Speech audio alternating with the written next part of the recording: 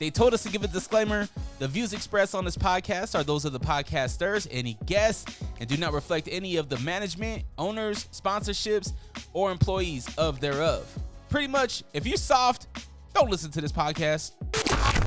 One thing I pride myself on is just being the same and trying to look out for my folks along the way. Like, even with all these, big things happening, like, you still mad humble, and you still, like, you have enough clout now where you could easily be like, I'm not fucking with this, I'm not fucking with that. Oh yeah, motherfuckers, it's on. Unrestricted Podcast listeners, thank you so much for clicking play. Because of you, those numbers are going up, up, and up. And as you know, the Patreon is popping. Actually, just sat down with Restless, a Utah artist, and I went to his studio. We shot it at his house, and all that content is up on the Patreon. Go check it out. His wife made birria tacos. It was fire. Go check it out. Patreon.com/Dre Rocka. But hey, if you're part of the NPP, the non-paying Patriot gang, make sure you like, share, comment, subscribe. It's free to show love. And we got to show a lot of love to the artist across from me today because he just dropped a new project, Vibin Volume 1. The EAC is in the building. Now, this is the first time that we sat down. This is the first time we've met. In person. Oh, yeah. The first time I met, I virtually met you was your music video. Yeah, I think you did a reaction, if that's what it was. Yeah. And I think you had the Power Rangers in That's it. what I still have that screen recording, bro. That shit was funny. I was done. I had a screen recording because I had to post this. It was funny. I was like, best comment I ever got. So now I call everybody. We need to have all the Power Rangers assembled. We good. I apologize for my ignorance. I just be talking shit. It wasn't ignorant. It was just a better comment than I had. It was good. I'm not mad, bro. Yeah, we got your little shorties here, so I apologize. Uncle Dre apologized for his mouth. His language is pretty bad, but I'm sure Daddy says worse. Sometimes. So, Volume 1, Vibin, is out now. You can stream it wherever. This is your second full-length project. The first one was, 2021? So, if I'm being honest, I won't even count that one, bro. No, it's on your discography. Wait, let me explain why. Okay. Let me explain why before the alcohol gets to you, okay? Don't do that. It's zero. What are you talking about? It's a Corona Zero. No alcohol, just a taste. Sugar-free. So, the first one, I guess we'll call it a project. It was originally supposed to be just an EP, and it was What I Said is what it was called, right? It was just a bunch of songs I compiled. There was no, what's the word I want to use? There was like no reasoning behind it. It was just like, hey, I got a bunch of songs. Let me throw them out. I was eager at that time. I didn't really have no concept behind it. There was nothing. It was just like, yeah, here we go. Have it.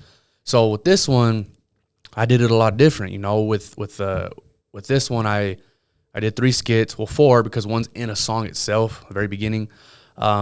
But I just wanted to show the growth. A lot of people, when they listen to albums, you don't listen to it front to back, right? Short attention span and so forth, So what I did with this one is why I called it Vibin, because when you vibing, it's for a short time. Every song, minute and a half, 2 minutes, 2.5 longest.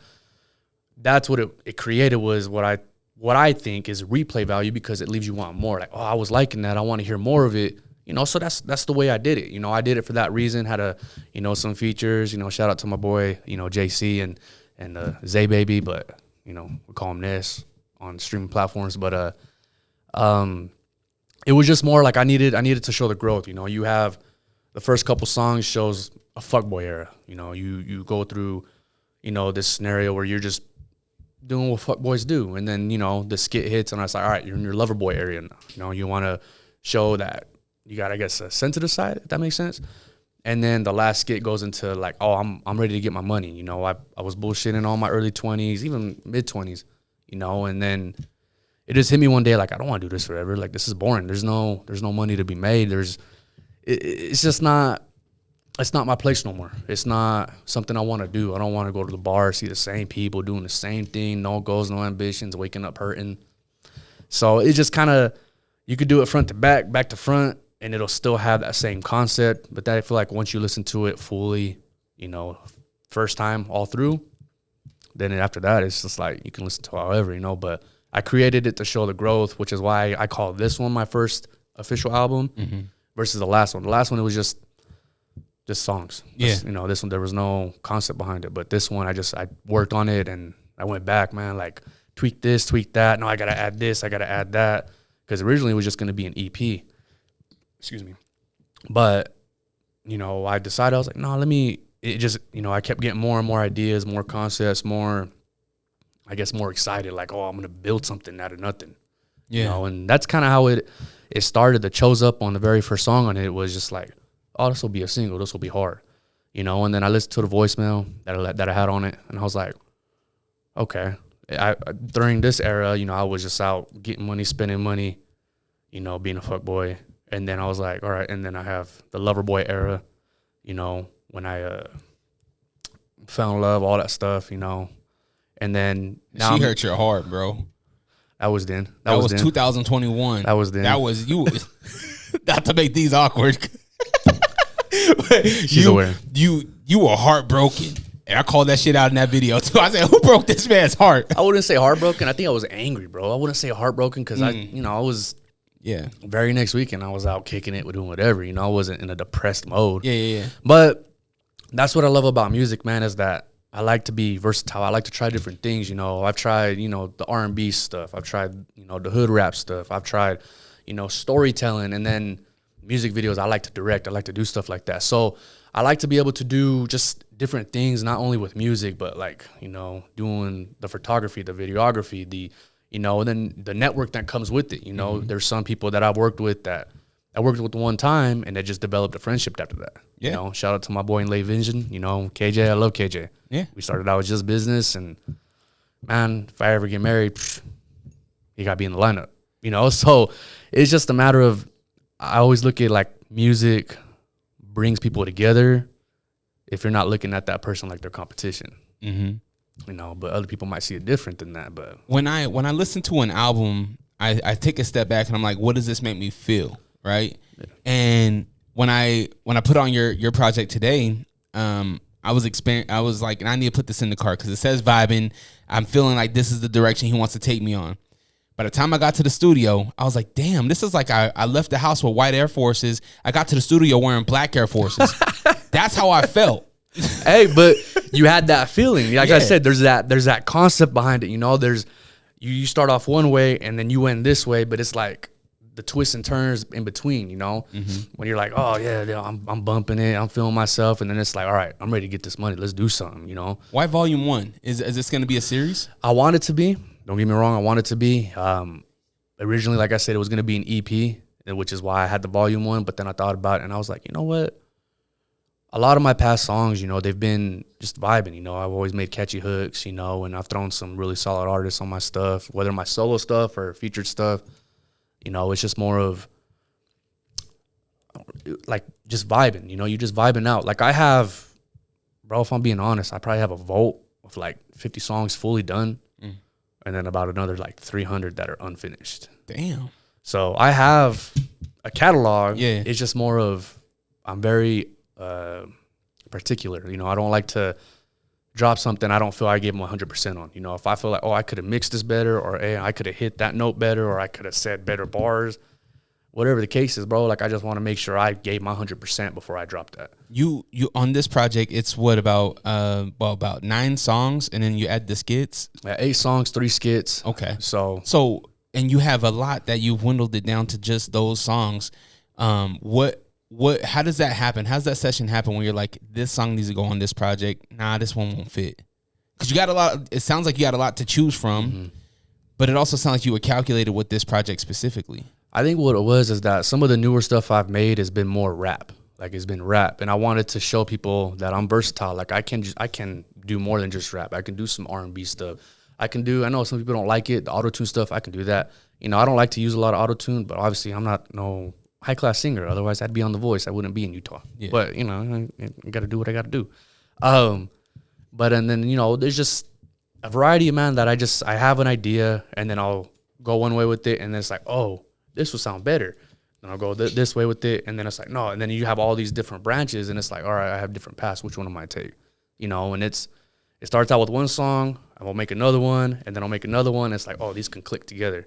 And that's kind of how it came to be. Like I said, originally it was an EP, you know, 4 songs, 5 songs. And then I was like, no, I got the voicemails, let's add skits, you know. So I started coming up with like a script, you know, on like, all right, this is how I want it to go, improvise it, whatever. And so I had, you know, a couple friends, you know, shout out to my boy Monty, my homegirl Sierra, you know, my cousin Zay, you know, they all got involved. They all helped me out. You know, they did me a solid, right? So it's just more of me trying to articulate, you know, where I want to be able to pick what I feel like is best. And I just feel like when you vibing, and that's like I said, vibing, you know, you're not listening to a 4 or 5 minute song, you know, unless it's just like one of them EDM songs. Unless it's good. Yeah. I think people will sit with longer projects if it's good. Absolutely. Jonah Lucas dropped a project today. I don't know if you heard that. It is amazing.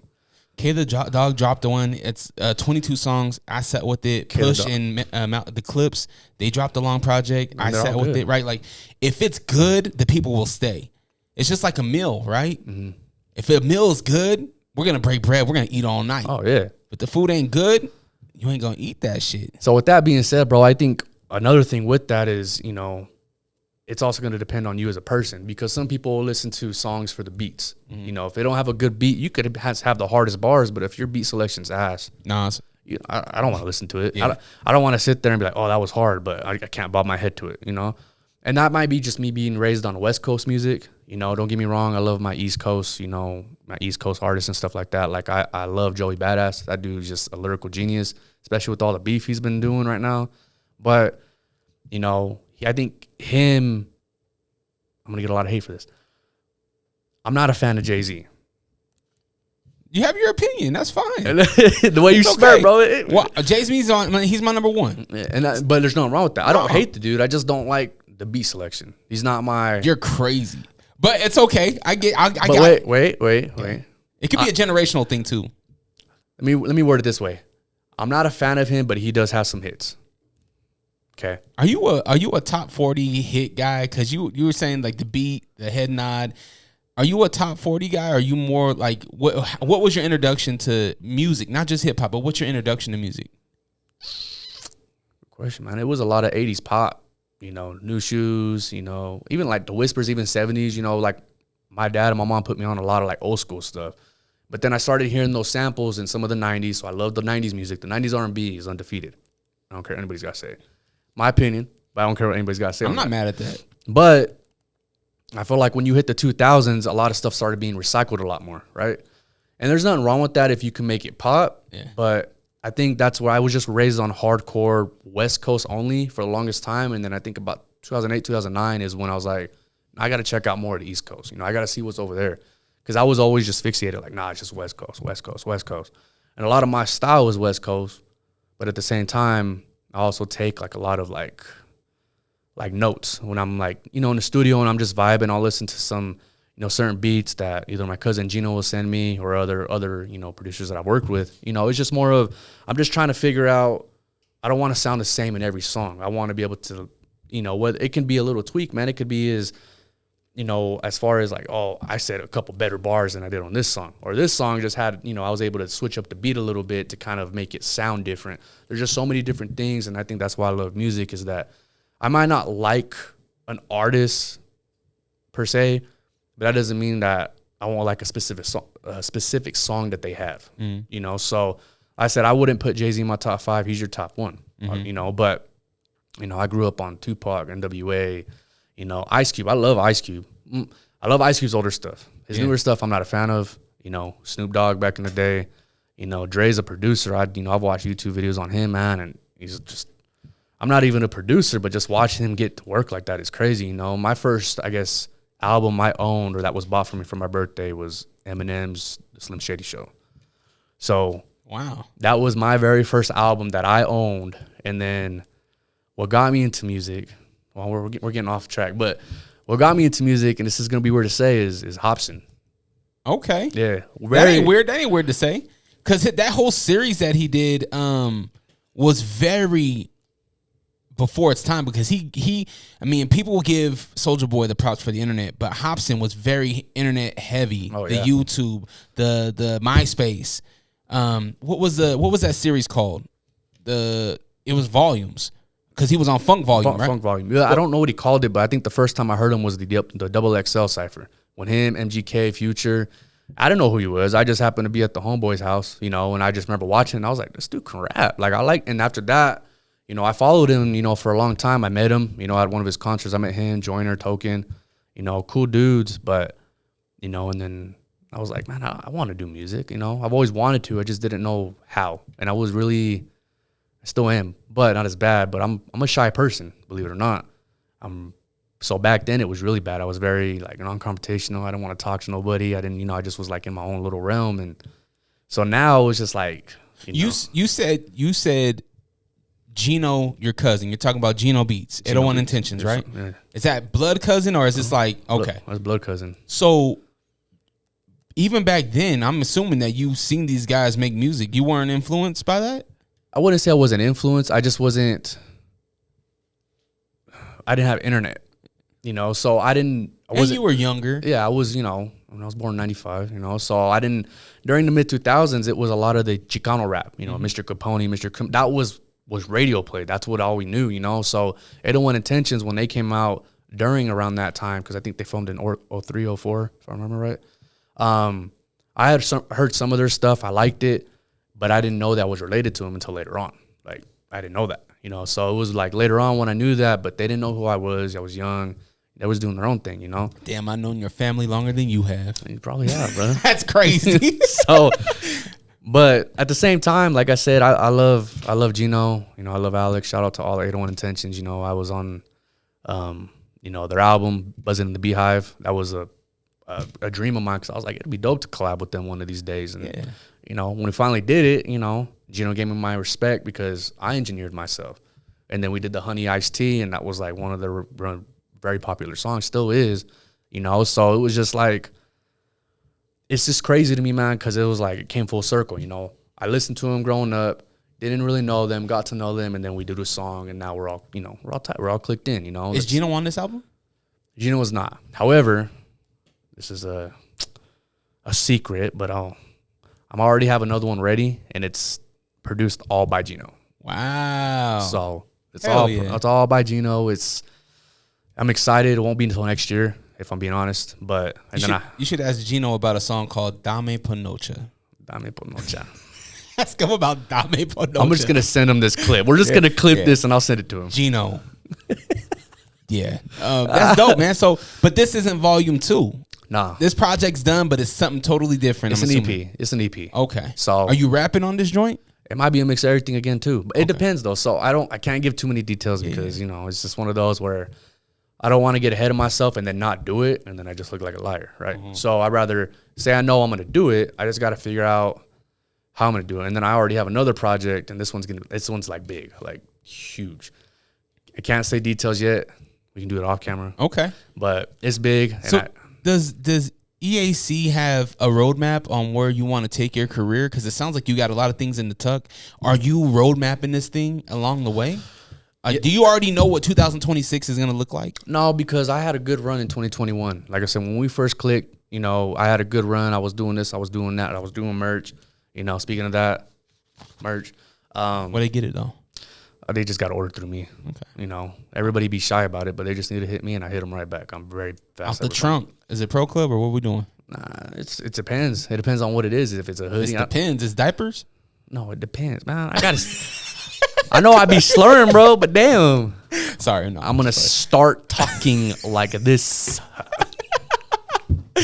No, they just got to hit me for it, man. You know, like I said, I make it myself. Shout out to, you know, my dad's wife. You know, she lets me use, you know, all the stuff to make it, and gives me tips and everything. But, you know, like I said, I do the photography. You know, I do the merch. I do a mobile studio. You know, I take my studio. I want to talk about it all, but let's backtrack to the roadmap. 2026. You're not 100%. You got all the stuff. You got the material. You just told me you have 500 unfinished songs.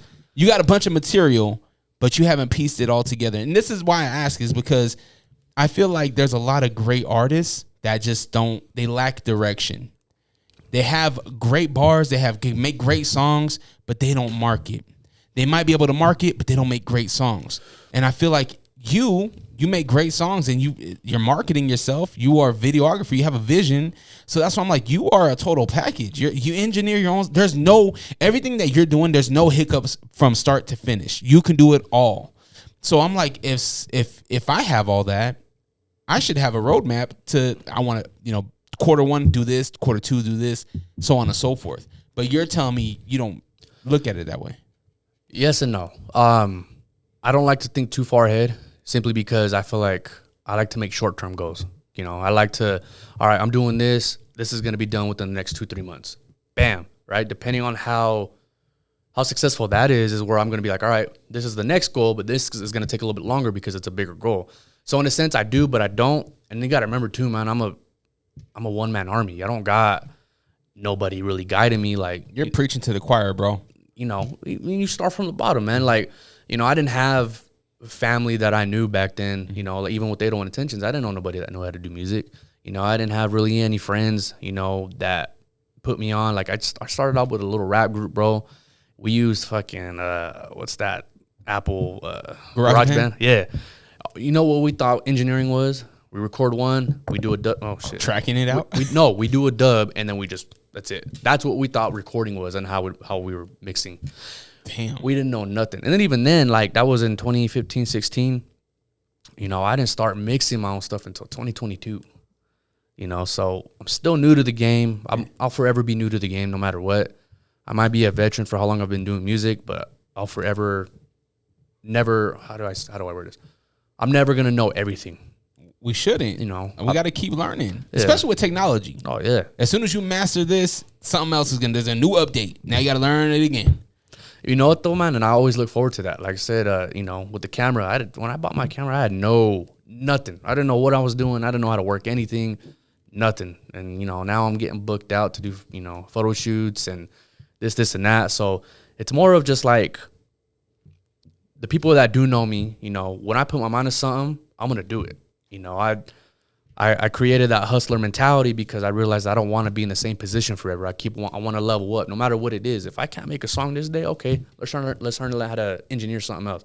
If I can't, you know, if I can't do those two things, okay, photography. Let's learn how to different lighting. Let's learn how to edit. You know, I want to get into videography with this, you know, same thing, you know, so I'm constantly trying to learn. And then, like I said, on top of that, I got my regular 9 to 5, you know, so I feel like if I can do it with having my 2 kids, you know, full time, why can't anybody else? What's your excuse? There is no excuse. And I've been preaching this for a long time. And that's why it's refreshing to see somebody actually doing it. Yeah. EAC, obviously that's your government name. I say obviously. The audience might not know that, but that's just your initials of your government name. Yes, sir. But did you have a name? You were part of a rap group before, but was there an original name that you went by? No, bro. I've kept it EAC since I started this music journey. I've never changed it. I had a couple dudes, you know, change it to Lil E. Oh, that's fucking stupid as fuck. You know, part of my French, but that shit is dumb. That isn't why. You know, I You don't look like a Lil E. No, not at all. Everybody thinks I'm like 5'5". I don't know why. No, you're average height. What are you about? 5'10"? Yeah, about 5'10", 5'11". We'll say 6'5". Damn. Nah. But you've always been EAC. No other names. What was the rap group that you were a part of? So the first one was Damn, you had multiple? it was 2. Damn. You might know the other one though. Who? So the first one was called Bad Intentions, right? It was just a group of us that just wanted to make music. Damn, were you beefing with 801 Intentions? No. You guys were, you beefing. stole their name. Nah. That was a bad name. Bad Intentions. I didn't come up with it. I just 801 wanted to make Intentions? music. That's all I wanted to do. Man, the intentions were wrong. Well, it only lasted like 3 months, you know, so. Who was in the group? Are they still rapping? The only guy I know that's still rapping, his name's Kyle, goes by Kyle Benjamin. That's what he goes by. He's a part of, no, I don't want to say he's part of, but he's like with Sammy Otto and all them. Oh, okay. Yeah, so he's around them, you know, so he's doing shows and stuff like that. He's the one that still does it. The other 3, you know, just kind of did their own thing, and you know, just I don't want to say regular lives. They went a different path. Yeah. You know, and then the other rap group, you know, was called Basement Boys. Basement Boys better. Basement Boys. Were you guys recording in the basement? Yeah, kind of. Damn, y'all weren't even real about that. I mean, it was, but it wasn't, man. You know what I'm saying? But one of the 2 main guys there was Anthony Bravo, or goes by, I think it's Blazer with the Smoke. I don't know what he goes by no more. I think he's had a different name. I love him. I love Anthony Bravo. I love you, dog. But I don't know what he goes by because he's changed it like twice now. Yeah. And then there's the other one named Interest. everybody knows Interest, because Interest, you just give him a beat and he can freestyle. I got love for Interest too. You know, we had a little, you know, I wouldn't say squabble, a little fallout, you know, and we talked about it and we're cool, you know. So there was never no bad beef with any of them. I still talk to him to this day. You know, Bravo does the corrido shit now. You know, he'll be in his truck just singing it, and I'm just like, okay, I like it. You be in Chicano. Have you ever dabbled? So I'm a No Sabo kid, dog. Same here. Okay. Well, we're No Sabo, so I wouldn't say I've dabbled in it. I made Dame Pinocha though, so I guess I'm a little closer. No, bro. So I don't know. I love my roots, you know, but I always wanted to also try new things, you know. So I hate to make this comparison, but everybody hates on Drake right now because of everything that's going on, right? You know, what Kendrick did to him, all that.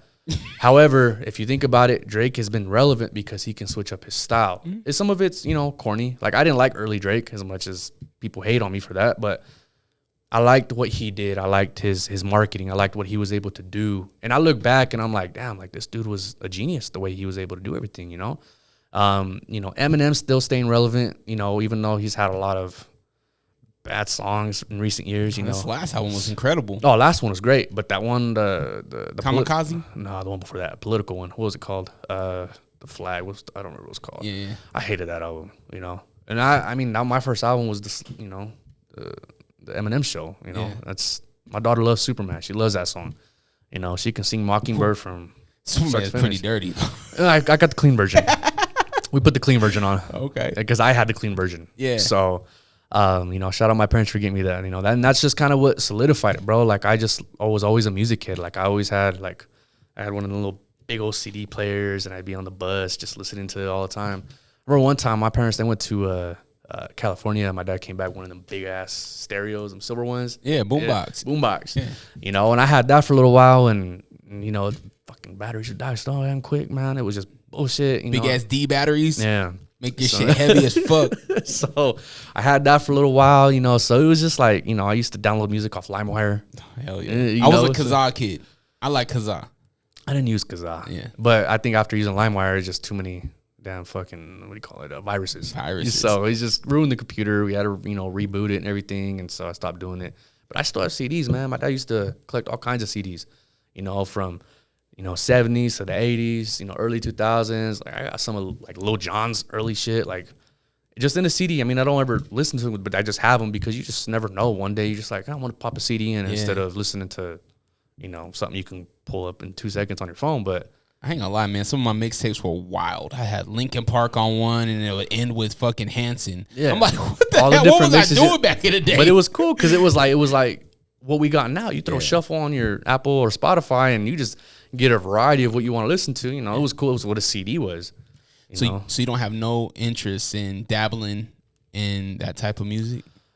Not right now? No. Like, I want to still experiment, bro, but I just that's not my priority. Gotcha. I would say, you know. So maybe later down the road, but I think it just took me a long time to really get focused on everything now, you know. And I feel like this year I've really done the most, you know. And I think I looked at it like, damn, I had to make music that people like. Now I'm just like, I make music because I like it. Mm-hmm. You know, if you like it, cool. If you don't, you don't. I'm not going to sit here and beg you to like my shit. I'm not going to make music for those that don't even support me to begin with, you know? You shouldn't. And I had that issue, you know, when I first started, because I was like, I want songs that everybody can vibe to. Bro, I listen to some of my old shit, and I'm like, what the fuck? What is that? Ass. It was just ass. But it's growth. Yeah. You know, so I'm proud to how far I've come, but there's certain things I wish I would have did different. You know, different connections that I made that I wish I didn't have. But at the end of the day, I got to be thankful because all that brought me to this moment where I'm at now. To the album, to doing the photography, to all that, man. Like, I'm in a better position mentally. You know, I feel I'm a big person on mental health. You know, because it's not talked about much. You know, people think it's a joke. But to me, it does mean a lot because there's a lot of people that go through stuff, man, and they don't talk about it. You know, how do you manage your stress? I mean, being a father, being a spouse, having a career that you're going for, like, there's a lot that you that encompass who EAC is. So how do you manage your stress? How do you keep yourself aligned? Are you sick of podcasts that just interview people with the same questions and gossiping nonsense? Are you tired of hearing about what's wrong with the world? Can you locate your nearest orphanage? Who cooked the Last Supper? R.I.P. Mr. Potato Head. Seppuku Harakiri. Where is Mavis Beacon? This is Hos. And this is host Beefy. Listen to the Beans and Rice podcast. Exclusively in Braille and all streaming platforms. Patent pending.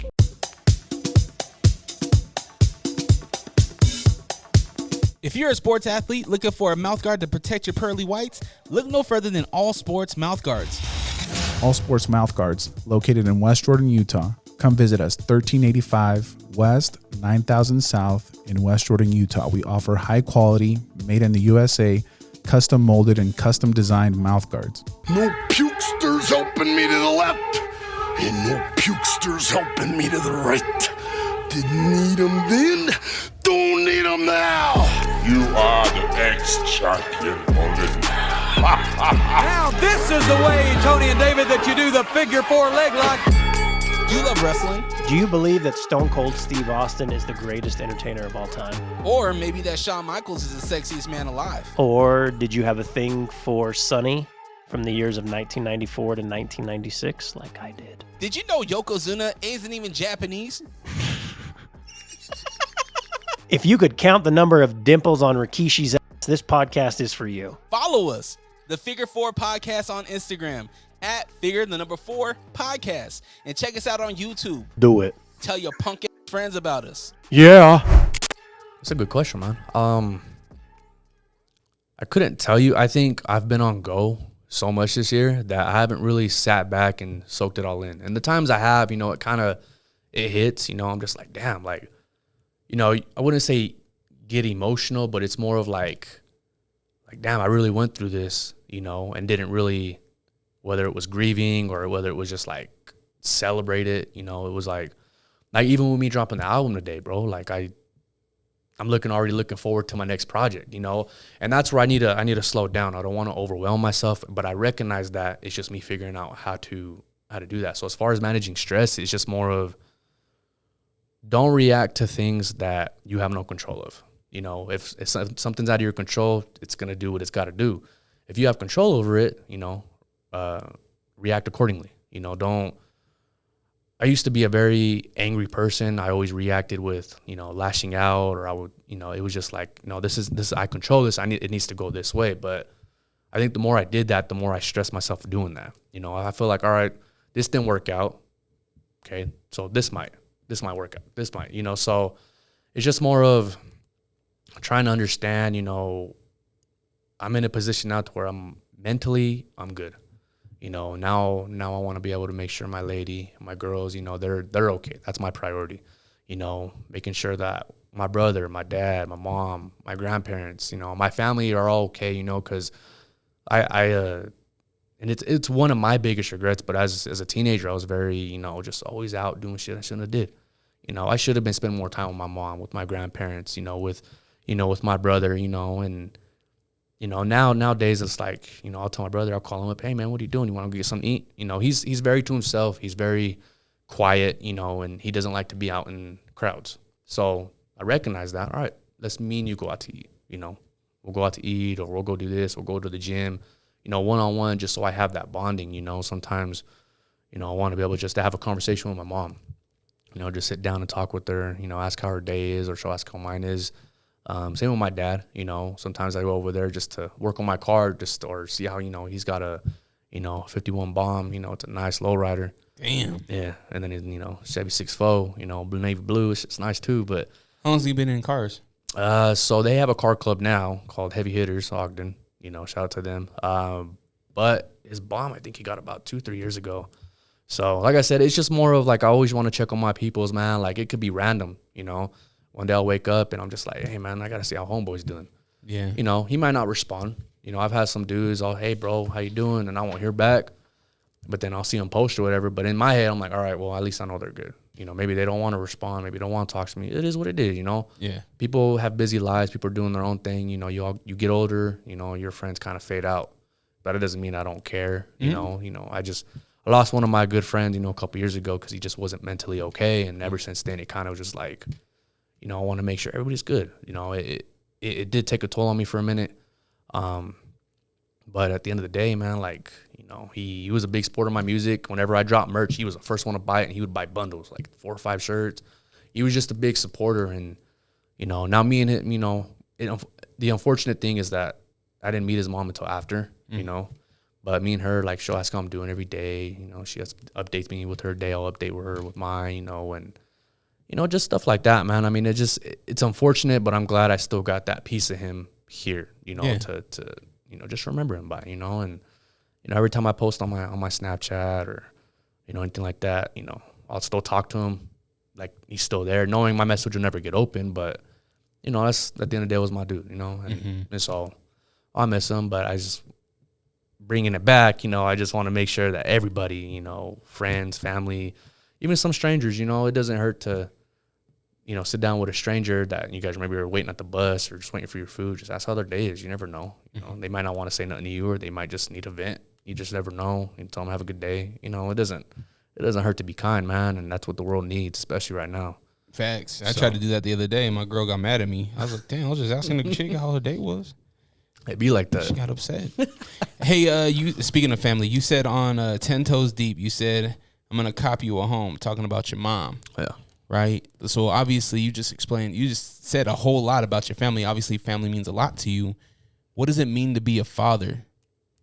It means everything, man. I had my kid young. I was 19 when I had her. I wasn't mature. I wasn't grown. I wasn't, I just wasn't mentally ready, but I was already in that position. So I had to learn, and at that point it was just like, my mom taught me a lot, on how to be a dad. I learned a lot from her, and I love her to death.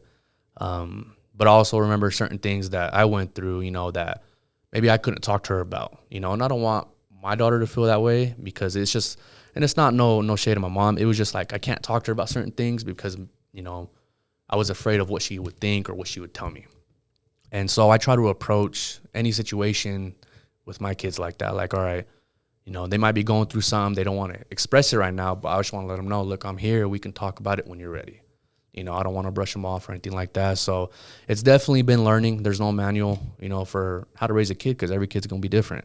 I'm sure you got 3, man. You know how it is, So, everybody that is, gets up every day and has to go to a job that they hate, that they don't want to do, be tired, whatever, shout out to you, because a lot of people, I know a lot of deadbeats.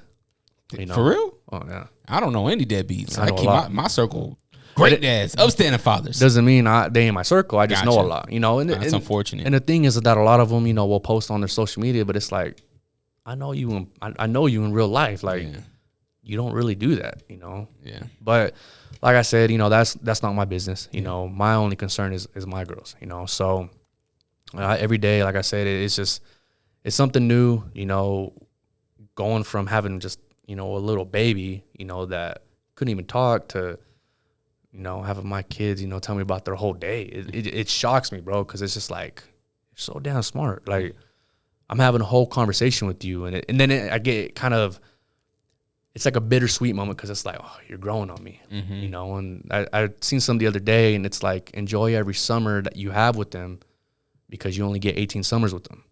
While you come home and you're tired and you don't want to do nothing, you just want to lay on the couch. Those are the days they're most excited for, because they're waiting for you to get home so they can do something with you. And it hit me a little bit different, because I was like, man, like I always complain, like I'm tired, I don't want to do nothing, So I started taking my daughter to the gym with me. I started, involving her in a lot of more of my stuff, and it makes me happy, because it might not be like something she wants to do all the time, but at least in my heart, like, hey, we tried it out, she didn't like it, let's move on to something else that you might like, and sometimes she'll, Dad, let me paint your nails, Dad, let me put makeup on you, and I'm like, do it, let's go. Yeah. So I just feel like, being not only just moms, but dads are just as important to be in a kid's life, and as long as you're both actively there, like, it's for the benefit of the kid, whether you're together or not. You just want to make sure that they're growing up in a better environment, than you were. You might have grew up in a great environment, but that doesn't mean they can't grow up in a better environment. You were 19 years old when you became a father. Yes, sir. Can you take me to the day that you found out you're going to be a father? Yeah, I was scared. There's nothing else to it. I was scared. Terrified, huh? I think I avoided my mom for like 6 months. I was living with her, and I wouldn't go home. I would sleep in my car a couple nights because I was so scared to tell her. And then, when I did, it broke her because she just was like, "You're not ready." And I agreed. I wasn't ready. I was, and it, to this day, it was like one of those where I feel like I failed my mom. And I don't want that, even with my dad, I don't want to fail my parents, my grandparents, because, I've always been the protector in the family, somebody that's, don't mess with my family. That's my family. But are you the oldest? I'm the oldest. It's just me and my brother. And your brother's younger than you, obviously. Yeah. So mom probably understands. Have you had a real conversation with your parents? Like, I'm on your feelings and stuff about this? Because you saying, I don't want to fail my parents, I hope that they don't feel like, I hope they can tell you how they feel, right? About, because for me, it's like, dog, I tell my dad all the time, man. Like, my dad said, I grew up with a single father. He saved my life. You know what I mean? And I think it's very important to tell your parents while they're still here how you feel. And that way you can get an understanding as well. Because it would be horrible if mom and dad ends up leaving this earth without them knowing that, no, like, you didn't disappoint us. Like, we were scared too. You know what I mean? Like, it could be something as simple as that. Or she could be like, yeah, like, it did hurt my heart. But at the same time, like, I'm a grandmother, And she loves it, man. I mean, she's the best grandma. Like, and then, me and my dad, we didn't have the best relationship growing up, but he has the best relationship with my daughter. My daughter loves her grandpa. My daughters love their grandpa, and I would never take that away from him, because, maybe you wasn't, just like myself, wasn't mentally ready to be a dad, and you couldn't give me everything I needed at that time, as far as, father and son. But if you're giving my daughter all the love, who am I to take that away from you? So I'm a very forgiving person. I don't hold grudges. I have no hate in my heart for anybody. I may not fuck with you again. If you do me wrong, it's like, all right, bro, you did what you did. You burned that bridge. It is what it is. But I'm not going to sit here and hold a grudge. Like, I just, like, you go your way or go mine. If we got to squabble it out, we'll squabble it out. But, but going back to what you said, I've had minor conversations with both of them, man. And it's just more of a, I don't know. Like, I think I just, in my mind, I don't feel like I've done enough to make them proud yet, to have that conversation. And maybe when they watch this, they might be the one to approach me about it and so forth. But I just think, I'm just moving. I'm just keeping moving. I stay out of trouble. I go to work every day. I do everything I can. And I just feel like should just be a regular thing. Like, that shouldn't be the standard. I feel like, they sacrificed a lot, with me growing up, because, like I said, they had me young, just like I did. But I've always wanted to give back because I just felt like, that they deserved it, especially my mom. I put myself in your mom's shoes. You said she had you young. She knows exactly what you're about to go through because she lived it. Yeah, exactly. So and she tells me all the time, like, yeah, I've been through that. And I'm just like, I get that. But, times are a little bit different in a sense, I feel like going back to no manual for a child, it's every child's different, and every situation's different, but like I said, I have my rights and my wrongs, and I've learned to appreciate, the growth I've gone through, even if it hurts, and, like I said, I love my parents, I love my brother, I love my lady, I love my girls, I'm a very loving person. The older I get, the more I'm not so hard anymore. Like, I don't have this shell that I need to always have, So it comes with maturity. I think that every guy, especially coming from a cultured background, I feel like in my experience with my friends and my family, that's kind of expected. Like, you ain't expected to be vulnerable, to have feelings. Like, it's a machismo thing, right? Yeah, absolutely. And I feel like with maturity, becoming a father, you have no choice but to let that go. And if you don't, you're only gonna put your child in a place where they're gonna not get the best out of their father. I had to learn that, you know what I mean? And it's just really cool to see other fathers. I'm not special. I'm like, I look at you, I'm like, he went through the same shit that I went through. You know what I mean? Yeah. And I think that, I don't know, I just think that's really cool. The project, obviously, Vibin Volume 1 is out now. Go stream it. Not a lot of features on this joint. No. How do you pick your features?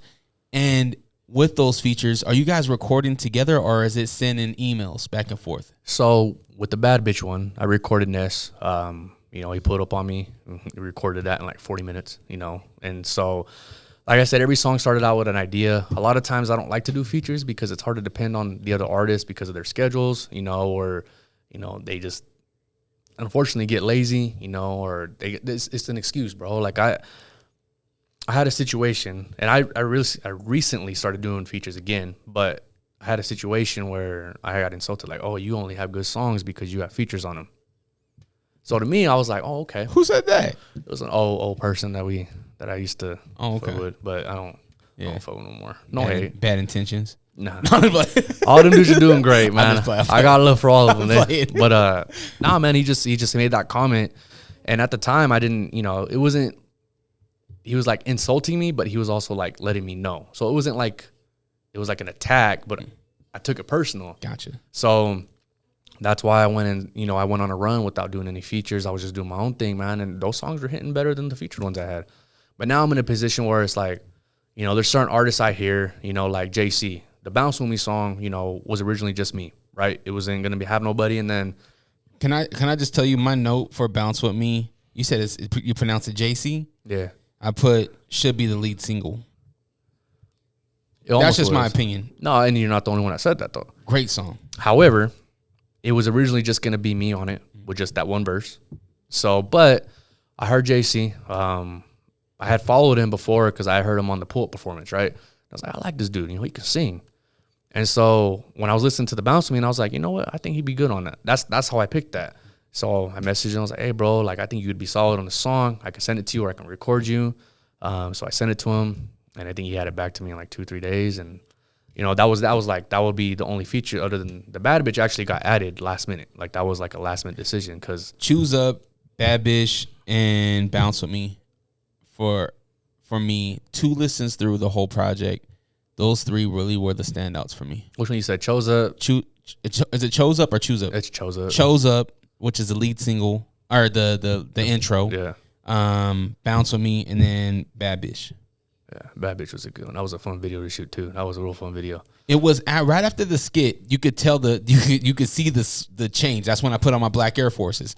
It's right after that. I think it's like track like 9 or 10 or something like that. Yeah. That's when I was like, oh, let me put on these forces real quick, man. Makes you feel a little different. Yeah.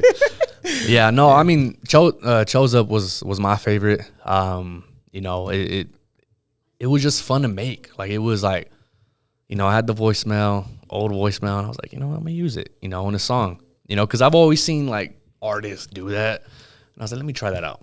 And that's kind of where the concept came in with the skits, you know, the voicemail and stuff like that. So, who was it that said, "Yo, what time are we going home"? Who was that? You or the homeboy? That was me. Look, bro, that was me. So no, that's me. No, it's me. I'm like, like, what time are we? Is this thing gonna wrap up? Because I'm trying to be home. I tell you right now, man, because I wake up at 3-4 a.m. every fucking day. Yeah. To stay up past 9 is a mission. Yeah. You know, I have to have 3 or 4 of these just to maintain that, and I'm just like, by midnight, I'm like, I can't drink no more. Let's go home. Like, I'm ready. I'm done. If you get me past that, it's a bad time. It's a bad time, straight up. So, yeah, that was me on that skit. I was like, I don't know what time we coming home, because. Fun story with me and my cousin Zay, man, when he was living in Denver. You know, we was up till like 4 or 5, you know, go to bed, wake up by like 9 or 10, and go get brunch and do it all over again for 3 days straight. I was like, I can never do this again. There's no way. Yeah, not with no party, with the no party favors. Just straight up, like, nah, I need party favors. We're gonna do all that. We're gonna be up. We're gonna go all the way. All right. Energy drinks is all I had, and that's what we had to work on. I can't do it no more. No, there's no way. Like, if I drink on a Saturday, I'm recovering for the next 3-4 days. I feel you. So damn, like, you must go hard. No, I just don't have I drink bitter stuff, bro, and I drink a lot of it. Jeez. You know? I'm good on a nice whiskey. You a whiskey guy? I love whiskey and brandy, so I'll drink me some E&J. Oh, my gosh. Wow. Oh. Nah. Man, you are a 95, baby. Bro, so good. Straight, too. No, E&J? Yeah. E&J, bro. Oh, my at God. least try to, at least go get Cavassier. I've had that, too, but I like E&J. You know, if I want something quick and cheap, I'm going to go get some E&J. All right. And I'll drink it straight. Damn, he said McDonald's. I was E&J. Your guts hate you. I don't even like McDonald's, all right, bro? I don't like McDonald's at all. But E&J, you're vouching for. Oh, vouch. Absolutely. He's an ambassador for E&J. Hey, man. The Irk and Jerk. I'll take it. Man. I'll take that. I used to drink a lot of Crown. That was my thing. But, like, I started out with Patron when I was 21. Patron, I was like, oh, tequila this, tequila that. Yeah. Hated it. I threw up, came out my nose. I was like, that's it. I'm never having it again. And then I was like, me and my homeboy JC at the time, we was doing Ciroc. That was our thing, Ciroc. I get pineapple, he'd get the green apple and whatever it was. Did you guys ever post hashtag Ciroc boys? Yeah. Oh, Jesus Christ. Bro, I was 24. I was young. Anyway. You were a black bottle boy too, with the little rose came out. Once or twice. All right. And then I went to Crown. That was when I was gotten whiskey as I got older. And then I was like, yeah, this is what I like, you know. But I don't like the apple Crown. I don't like the what's the other sweet one? There's apple. The vanilla one's really good. Hit miss. It's the other one they just barely. Peach. Oh, the blackberry. I haven't had I've had the blackberry. I don't like garbage. It's gross. Yeah, don't do it. Peach is good, but massive hangover. But I'll drink Crown Black. That's my shit. Crown Black. That's just no sugar. Okay. That's why I drink it. Gotcha. So it's just the more bitter it is, the better it tastes. Going back to the features. Yeah. Way off topic. One thing that I've noticed, and it's been this way for quite a long time actually, is that we really don't see artists in the studio together anymore. It's expensive. So this will have to be said off camera, so I can't say this on camera. But it's special. It's special. It's real special. So it is hard, man. Like I said, out here, it's just expensive. When I went to California to record some of these songs, you know, being in the studio with another artist, it's a different vibe. You know, you bounce ideas off. It's great. I've had a couple out here, like I said, that I've recorded with, you know, G&B brothers. Well, G&B Lo Chapo specifically, but did he change his name yet? I don't know how to pronounce it, bro. I love you, Chapo, but Chop. I just congratulations, Chop. He's a daddy too. Oh yeah, I seen that. Yeah, congrats to him, my man. He's a whole different life now. Oh yeah, no, he's been on this. He's been on this path. Not to tell his business or anything. Like we had a really good conversation a few weeks ago, and I don't know, man. I just think that as a father, you see yourself in other soon to be dads and other dads, and so. Yeah, man, he's gonna be a great dad. So salute to him. Absolutely, man. I'm happy for him. You know, when he told me and everything like that, I was like, it's hard at first. Don't get me wrong. It's hard all the time. Yeah. But the experience of watching your child grow what you created, oh, bro, the most beautiful thing ever. Mm-hmm. You know, so shout out to him. You know, shout out to his older brother Chops. You know, he's been doing that for a minute too. Mm-hmm. You know, and just shout out to all the dads. You know, to all the artists that grind out. You know, and still take care of the kids. You know. The one I would say is Restless. You know, everything he's gone through, you know, and everything he has to do for his kids, man. Like, I see that, you know, and I feel like I don't give enough props to everybody because, you know, there's a bunch of solid dads out there, man. There is. You know, there's a bunch of deadbeats as well. Yeah. But it also goes for moms as well, you know. A bunch of great moms, a bunch of deadbeats. It just goes half and half, and it sucks, but damn, we got off topic again. Artists, studio sessions. You went out to Cali, super expensive.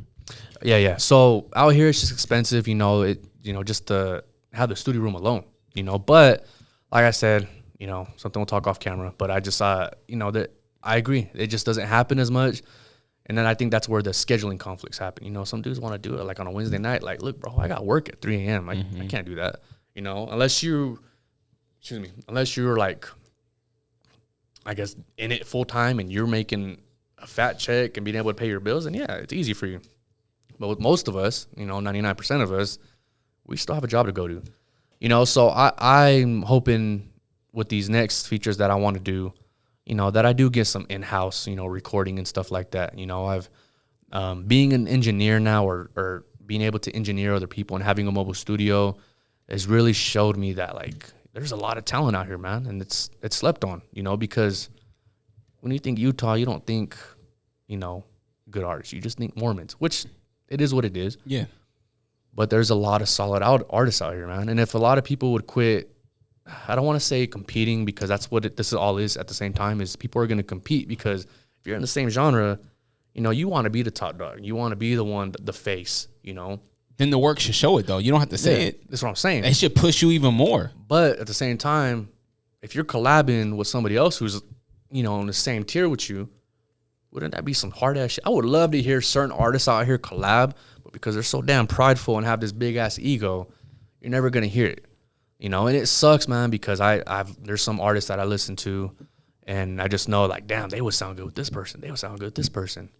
So, you know, going back to that, I think that does need to happen more, you know. And, you know, I have a mobile studio. I love to be able to bring it together and do that, you know. But like I said, it could be expensive. It could also just be scheduling issues, you know, trying to get people. But this is also comes to who really wants to do it or not. Bingo. You know, I look at you and I'm like, you are a whole package. If I was you, I would fucking do a whole weekend, right? Block out time when you're not working, right? Few hours, whatever, and do a project. Be like, yo, I want you on this song with this person. You got this date, give them a month advance. No excuses. Yeah. Right? Go in, lock in, wherever it's at, and record. All we need is your verse. Give you a month. You should be able. You said your cousin got it done in 40 minutes. Oh, Ness did. Ness. Not Zay baby. And that's not your cousin? No, that's Now who'd you say was your cousin on the JC? Who's your cousin? You said my cousin. On the skit. Oh, okay. No, gotcha. He don't rap. He just picks you up to go out. He got me an Uber. Gotcha. And then we went. Yeah, man. I think you're absolutely right. I would love to see artists collab more, but I also understand that not everybody has to be friends. You know, it could be a business though. It could business transaction. Right? There's a lot of opportunity, and I'm to be honest with you, like I've been doing this shit since 2005. I am done with trying to convince people to work together. I am done with it. If they want to, cool. If they don't, that's their loss. Because what I see is the artists that are making moves are the artists that just have their head down and they're just grinding. The artists that have the most to say typically aren't the ones that's moving. You know what I mean? No, bro, absolutely. That's why I stay on my own now. I just rather just do my thing, you know, and if I hit you for a feature and it's like you take a week, 2 weeks to hit back, I don't want it no more. Like, to me, it's just like... Life happens, though, too. Yes, but you could at least tell me, like, yeah, bro, let me get back to you. Everybody's on their phone most of the day. If you can at least... Now, you can't do that because not everybody's you. You're right.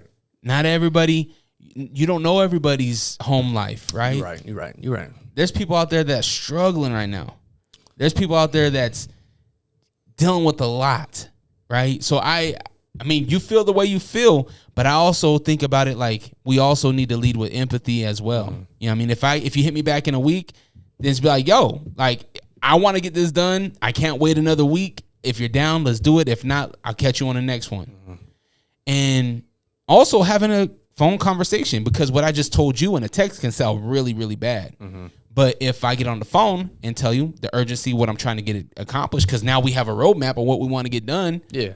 Hopefully they can, resolve it easily. So the way I worded it might have sounded bad. So it's more of like when you see those, when you reach out to somebody, but you see them constantly posting, but they don't hit you back. It's just like, to me, it's just like they don't want to work with you. You know, and like you said, I also don't know what's going on that side, but I'm just like, you're on your phone. At least acknowledge that, you know, I hit you. Like, hey, man, I have this that I want to do. You know, let me know if you're down. And it's either, yeah, let me get back to you later, or, nah, I'm good. I'll tell you straight up, though, the more you work, the more the long periods of time is going to fucking shorten, especially because you got great quality. Well, that's the thing, bro. This is me talking then. This ain't now. I don't, if I reach out to you, you know, and I don't hear from you, I'm just going to leave it. I'm not going to be bitter about it or whatever. You hit me back. Well, if I'm busy, I'm not going to be able to hit you back. Or if I already got it filled, like I had an artist I reached out to, I won't say names, but I had a song I wanted him on. he didn't get back to me, I think, for like a month. At that time, I already had somebody else on it. Like, it was like, no, I'm good. Like, I've already taken care of it. Like, Gotcha. you know, and it wasn't me being a dick. It was just more of like, I handled it. Like, it's, you know, I'm not going to wait on your time when it's convenient for you. You know, you might already have stuff going on, and that's fine. But if you out here, you know, just not really, I guess, communication, you know, I'm big on that, you know, and I just feel like with everybody being able to have a phone, you should be able to communicate, you know, and like you said, everybody's busy. Everybody's got their own thing going on, you know, but I just feel like it doesn't take much to send a quick 2-second message, you know, like, hey, I'm busy at the moment. I'll hit you back later. And if I don't hear from you, I don't hear from you. But at least I knew, hey, you were busy. You're handling your stuff. EAC is looking for common courtesy. That's what he's asking for. It's not really common anymore. It's just some damn courtesy is what I want, bro. I only got a couple more questions, bro. I don't want to keep you too long. I know the girls, they probably ready down the halls. You obviously you're Chicano, right? No Sabo kid. The front of your shirt, you promote it, has a Mexican flag on it. You're very proud of your heritage. How do you feel Chicano artists in Utah are represented? You know what, bro? Do you feel like we're doing a good job? Do you feel like there's room to grow? How do you feel about Chicano culture in Utah? It's hard to say because, you know, a lot of the Chicano rappers I know, they use a lot of N-words in their music. I've done it. I did it one of my earlier things. I don't do that no more. You know, I it's not my place, you know. So I just feel like there's a war between that. You know, you want to be proud of your roots, you know, where you came from and everything like that. But then you have this other side that's like, oh, well, I'm going to say this, but it doesn't apply to that, to that culture. You know, so it can be misrepresented in a sense. But honestly, I don't really even speak on that because, like I said before, I stay in my own lane. You know, I'm proud of my roots. I'm proud of where I came from, but I'm also Irish as well. So it's just more of, I'm a no Sabo kid. You know, I'm still trying to learn Spanish. Don't get me wrong. Like, I teach myself a little bit day by day, you know, enough to carry conversations and stuff like that, to understand more than I speak, stuff like that. But I don't know, man. Some are very, like, you know, they're down for their culture. You know, they're very, you know, proud. And then you got some that are kind of just like they're embarrassed by it. So it's hard to say, brother. Like, I couldn't tell you. Like, I really don't know. I don't, you know, I'm going to promote what I promote. You know, I have that logo for a reason because I'm proud, and people that buy that merch from me, you know, it could be, you know, I've had white people, black people, Asian people. You know, I've sold in Japan. You know, Chicano culture is big out there. It's crazy. You know, I've sold in Canada. I've sold. Yo, the Japan thing blows my mind. It is crazy. I be watching the videos. I'm like, hold up. Yeah. Homeboy's Asian. Yeah, throws me off every time. Then they start talking. I'm like, oh. So it's crazy, but, like, you know, Chicano culture, I feel like isn't as big in Utah as it is in, like, Arizona, New Mexico, California, because with that comes, like, the lowrider community and stuff like that, which we have, but I just don't feel like it's as big because of. You also mentioned cities that are bigger than ours. Exactly. Like, Phoenix is bigger than Salt Lake. And just Arizona as a whole. I mean, most of Arizona. I mean, but I feel like there's a lot more Chicanos out there versus here. Yeah, I can see that. So I think there's also a plus to that because you can stand out more. Yeah, no. Like, no, I mean, you're right. Absolutely right. But I feel like it's the way you represent yourself is how, you know, if you come across somebody who's never seen Chicano culture and you're giving yourself a bad name, well, they're going to look at you and the rest of that, oh, that's just a bunch of hoodlums, you know? So it kind of just really can go hand in hand, man. But as far as the representation out here, I feel like it's not big enough. You know, I wish it could be bigger, but I just feel like with everything going on right now, you kind of have to be careful on how you're putting yourself out there like that, you know, because you got people that are from here that are getting hemmed up for it. Yeah. So right now, no. That'll be my answer. Right now, no. It's not represented well because of everything going on.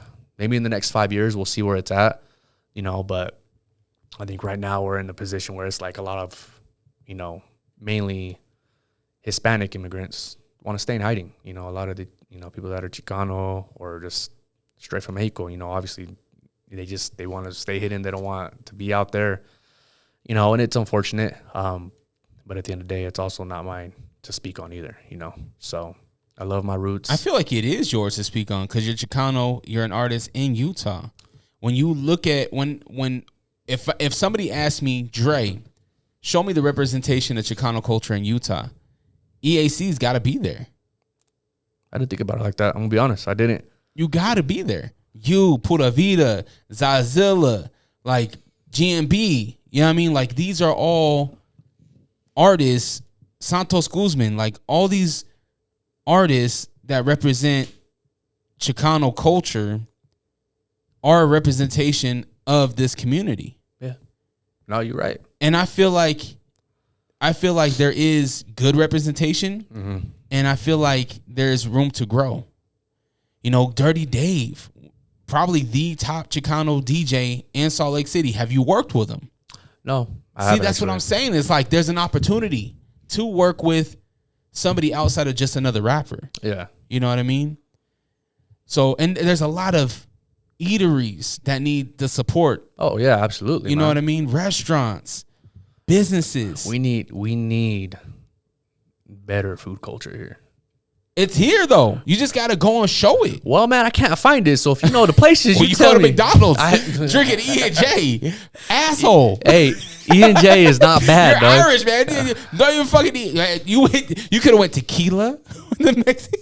You could have went Jameson with the Irish. I like Jameson too, though. Yeah, me too, man. But I get E&J because it's a cheap bottle, right? I'll get Crown when I'm feeling a little, black. No, that's that Henny. I'll get that Henny, bro. I'll get Henny. Oh shit! I'll get Henny. Like, I ain't never coming back to your show, Drake. Nah, we're having another episode next week now. Oh man, that's hilarious. But no, going back to that, you are right.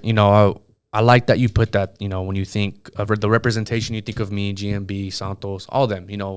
They all do their own thing and they represent it the best way they can. Everybody does it differently on how they do it.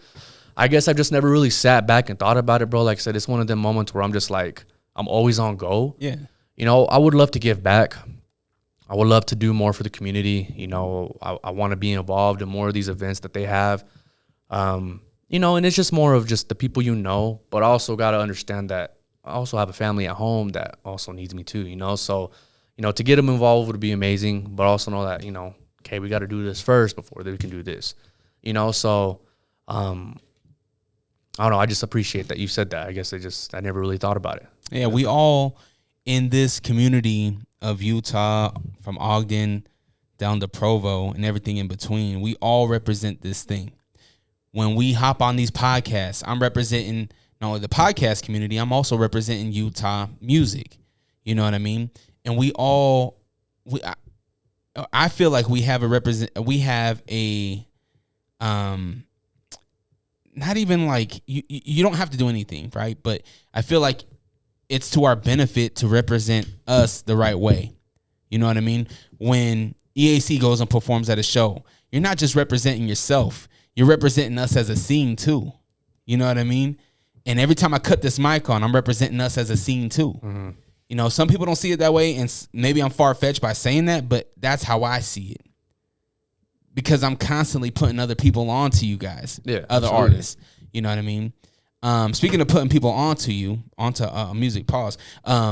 If I was to introduce, or if you were to introduce your music to somebody, an alien crashes, and you're gonna introduce EAC, what song are you handing them? Wow. Oh man. Ride With Me. The reason I say that, man, it's because it's my top song for one.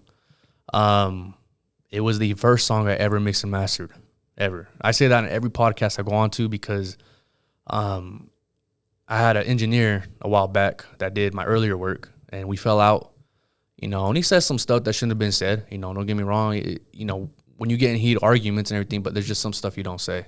One of them being that you'll never find an engineer to engineer you the way I do. So, all right, I have my own studio stuff, and that was the song. That was what I did. I did a whole music video to it.